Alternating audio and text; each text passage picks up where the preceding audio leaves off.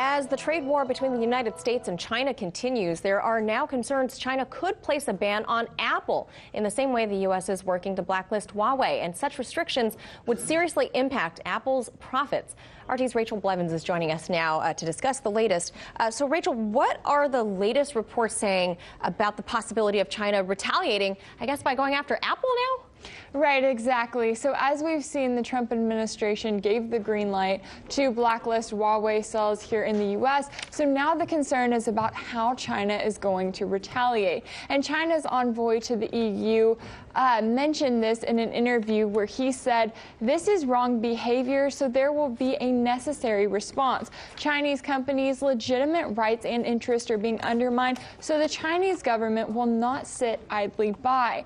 So if China does decide to go after Apple, that could have serious consequences for the company's cells there in the country. As we know, Apple iPhones are assembled in China, and their revenue that they get from the country makes up about a fifth of their revenue overall. So that could have serious consequences, but At the same time, we should note that iPhone sales have been down in China. So there's a chance that even if the Chinese government doesn't ban the company altogether, the citizens of China are the ones who are coming out and saying that they don't want to buy the phones, and there's a chance that they could want to boycott them altogether simply because of what the U.S. is doing to Huawei. Wow, so they're getting politically active about cell phones. Okay, so far the U.S. is mainly targeting Huawei, we know that, but there are reports stating that they could also begin to target Chinese surveillance companies. What can you tell us about that? Right, so it looks like there are reports coming out saying that there's a chance that the U.S. could go after and try to also blacklist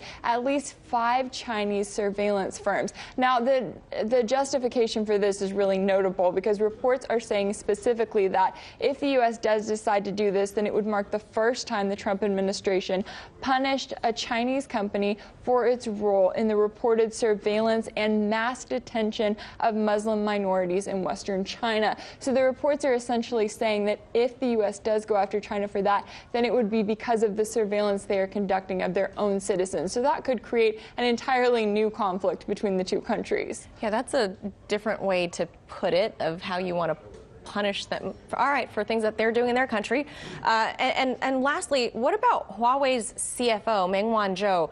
She was the start of this fight with Huawei. She's still being held in Canada. She's still facing extradition to the U.S. What's the latest?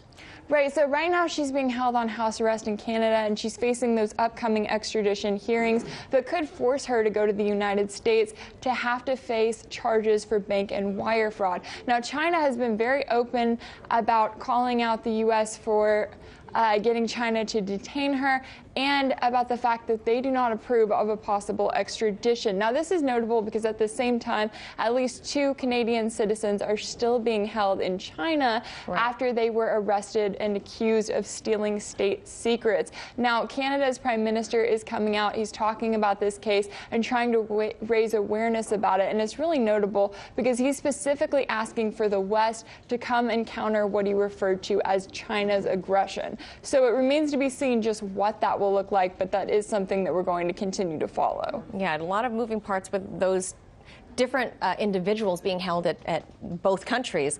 All right, Rachel Blevins, thank you for filing that report. Thank you. Hey YouTube, thanks for checking out our channel. We hope you enjoyed the video. We have tons of content for you just like this. For more of RT America's one-of-a-kind news and analysis, be sure to subscribe and never stop questioning more.